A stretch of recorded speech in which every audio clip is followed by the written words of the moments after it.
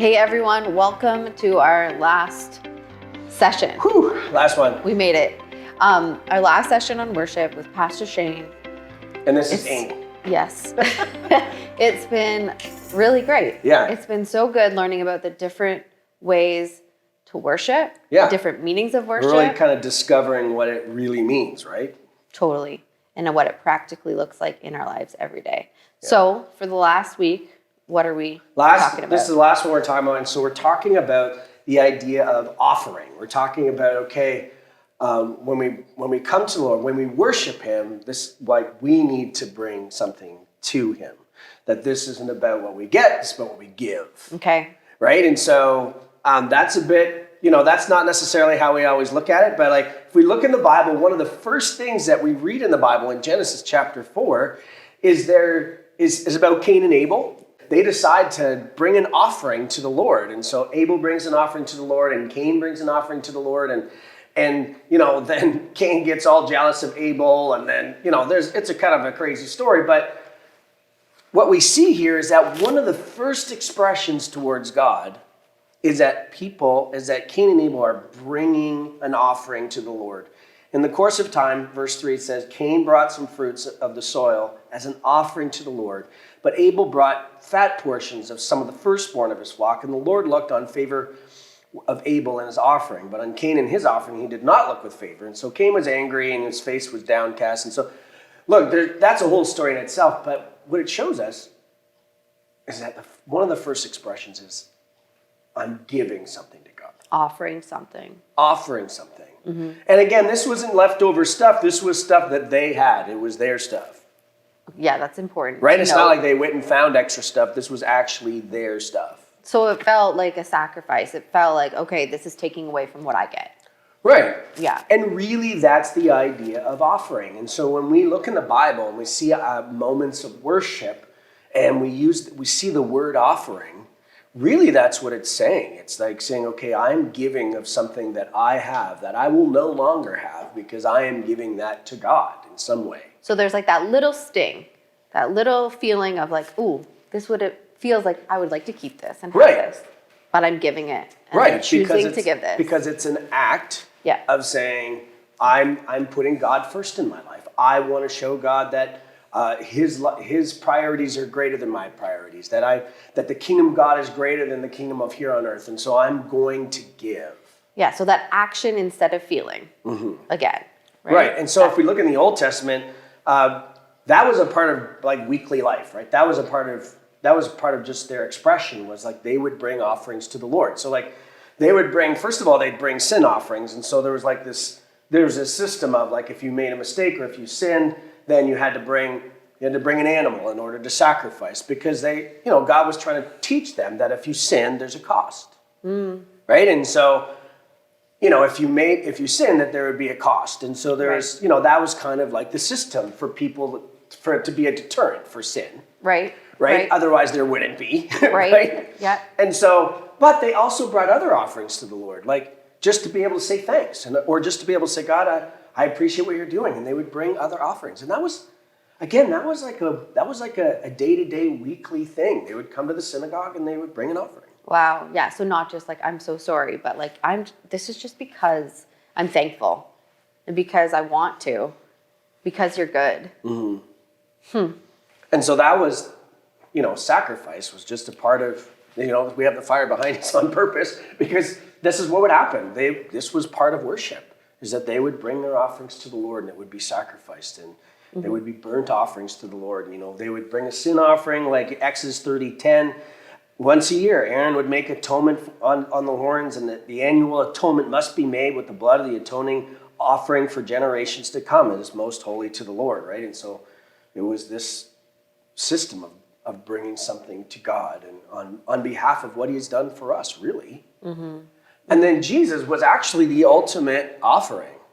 Absolutely. Right? If you think about Jesus didn't come to earth really asking for things. Right? I mean, he had disciples and he said, come follow me. But that's what every rabbi would do. Right. And it really wasn't about him getting anything. It was just more about him teaching. Yeah, for them. for them. Yeah. Right. And so he was actually doing it for them. It cost him more. You're right. So like Jesus didn't come saying, what can I give? Sorry, what can I get? It's more, what can I give? What can I do? How can I help? How can I serve humanity? Like that was just his posture to the point of death on the cross. His whole entire life was sacrifice and giving. Mm-hmm.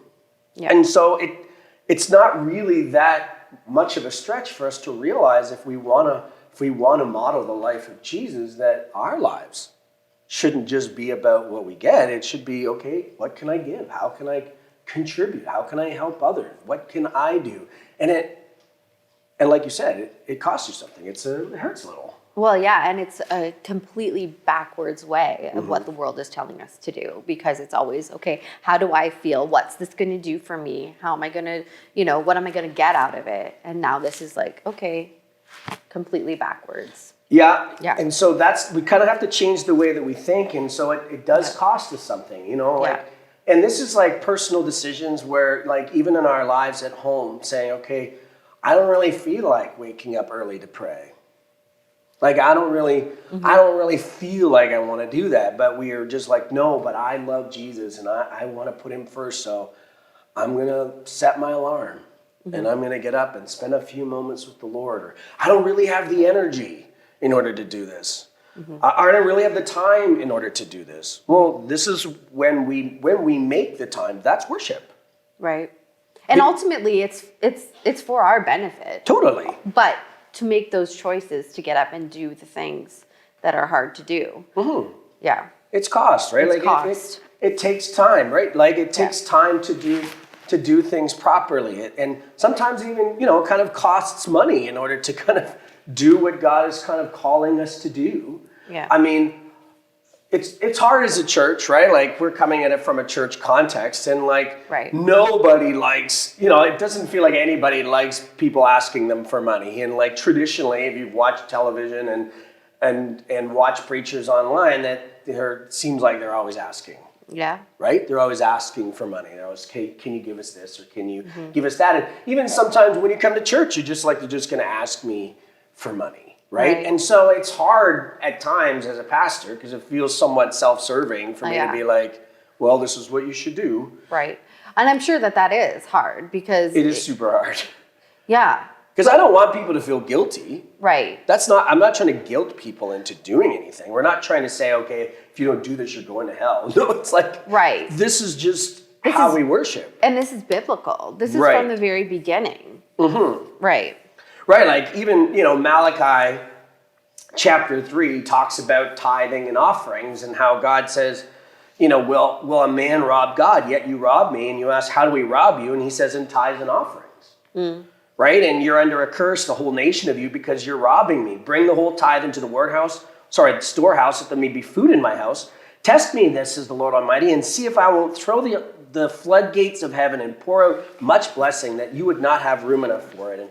And so that's actually talking about tithing and offering, and we don't really want to talk about this because, again, it makes people feel guilty. It makes people feel like, oh, I'm terrible. Right, yeah, it feels hard sometimes. It's hard. Yeah. This is what God's word says. He's saying, no, this is how we worship. This is how we show God that we trust in him. Financially. They even did like capital projects in the Old Testament, right? I know it sounds like weird, right? But like if you go in Exodus chapter 35, verse 20, it talks about how the people of Israel gave to build the temple, build the tent of meeting. Right. So verse 20 of chapter 35 says, then the whole Israelite community withdrew from Moses' presence, and everyone who was willing, whose heart moved him, came and brought an offering to the Lord for the work on the tent of meeting, for all its service and the sacred garments. And all who were willing, men and women alike, came and brought gold jewelry of all kinds, brooches, earrings, rings, and ornaments. They presented their gold as a wave offering to the Lord. And everyone who had blue or purple or scarlet yarn or fine linen or goat hair, bring your goat hair to the Lord. And ram skins, red dyed or hides of sea cows, they brought them. And so this was a very practical thing. It wasn't like, notice what it says is that whoever was willing. Right. Right. It wasn't like this was a special project. You have to do this. And if you don't know, it was like whoever was willing. Yes. So it's like their own heart, their own way of showing. And, you know, it sounds funny, goat hair and fine linen, but practically in these days, that means maybe that's money. That's things that we're saving. And who knows? I don't know how much goat hair was worth back in the day. It was pretty awesome, let me tell you. I bet it looked pretty cool Yeah, too. right. But like, This sweater's made of goat hair. No. wow. But like, this is practical in this day too. Like the things that cost, the things that are worth something to us, and we have a willing heart, you know, that is where the key is in this type of sacrifice and worship. And sometimes that can feel really hard, right? Because life sometimes is really hard. Yep. And we feel almost this guilt again, or this pressure. And we all have different seasons of life that are really challenging. And, you know, sometimes we think, okay, we do all this outside of church, right, already. And then we come in and we feel like we have to do more. But like we were talking, right? There's a big distinction between knowing when you're kind of just like, you know, being lazy almost, right? And you're just Look, I know when I'm being lazy. Yeah. Right? Like, I know. Like, not everybody else knows. Right. Right? And it's not up for me to, like, tell everybody, hey, you're just being lazy. Hey, you're not doing enough. Right? Like, that's where we start to cross the line as leaders, as churches, and actually judging other people's hearts. You can't do that. Right. We don't know the season of life that people are in. Yeah, so going back to those who are willing, and I think it's taking this choice to be like, I am choosing to sacrifice. This is a choice. It's not the church being like, you should do better, because I've never felt that from you, but it's just, yeah.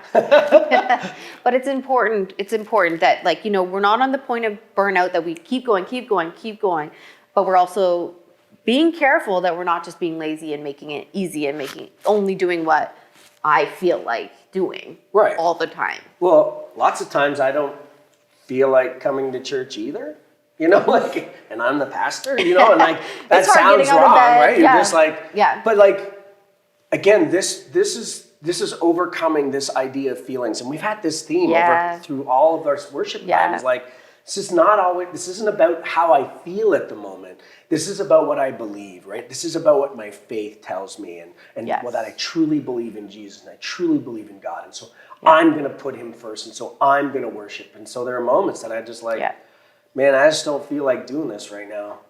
But I believe in my faith is stronger than my feelings. Absolutely. You know? Yes, like, I do know. Sooner or later, that's what it comes down to. That worship really comes down to that your faith is actually more significant than how you feel. Yeah, like, I mean, I was saying just real quick, you know, when I was in a really hard season of my life, you know, and not coming to church because I just couldn't at the time, right? And one Sunday I was just like, you know what? I'm going to come. My husband and my kids were already here. I was at home by myself, and I just was like, I don't have the energy to put myself all together. I threw a baseball cap on and I came, and it was just kind of like that. And it wasn't this magical thing or this, you know, moment and everything was okay. No, but like, it was just making that choice to be like, this is important and I'm going to come. And I remember, like, you know, you preached, and I don't know what you said, but I was here. Yeah. And making that choice sometimes to be like, I don't feel like I can, but this is a safe place. I'm going to do this because in the end, it's going to be worth it. Yeah, I know for some people, just coming in the doors of a church on a Sunday is an act. It's just an act of worship. Just waking up, getting out of bed. They've overcome whatever's going on in their life and say, "No, I'm going." Yeah. Right? Or just getting into worship, and someone decides to start to sing, and just, man, I don't feel like singing, but no, I'm going to sing because I'm going to put God first. And it changes. It changes everything. Mm-hmm. And so, like, those are the simple acts of worship that we can do on our own in our homes throughout our lives, and say, no, I'm God, I'm going to put you first. And so I'm going to take from whatever I have and give whatever I have to you to show you. I'm going to offer my time. I'm going to offer my heart. Yes. Right? I'm going to offer even financially and say, okay, God, I'm going to trust in you that you're going to take care of me. Yes. Right? Yes. And so I think and again, this is the act of worship, and it comes down to, you know, how am I offering? And what can I do? What can I give? Yeah, where's my heart, and being honest with yourself and stretching yourself when you can, if you can, because of this, just being thankful and worshiping God with things that sometimes stretch us a bit more than we would like. Right. So that's offering, that's sacrifice. Well, hey, there we go. There we're done. We're done We're talking about done. Understanding worship, and there's lots more to it. We've only had like 6 weeks, but it's a good start for us to be able to say, okay, what's this really? Why do we do this? And even when we come to church and we sing together, like, why are we doing this? Hopefully, this kind of helps. Yeah. And helps us reinforce why we worship and what that really means. And so when we come together on Sunday, you're just like, no, I am going to sing. No, I am going to focus on God. No, I am going to give of myself. No, I am going to actually say it out loud. Yes. Right? Like all of those things, very practical in personal life and also in church stuff. Yeah, it's been so good. Thank you, Pastor Shane. I appreciate you. I appreciate this time together. Yeah, thanks. And I hope you guys... It's been fun for sure. Yeah, with your Connect group. So thanks a lot. Okay, well, we've got goat hair sweaters that are on sale. No, we don't. Anyways, I just want to give you a hard time about that, but it's been great being with you. Yes. God bless.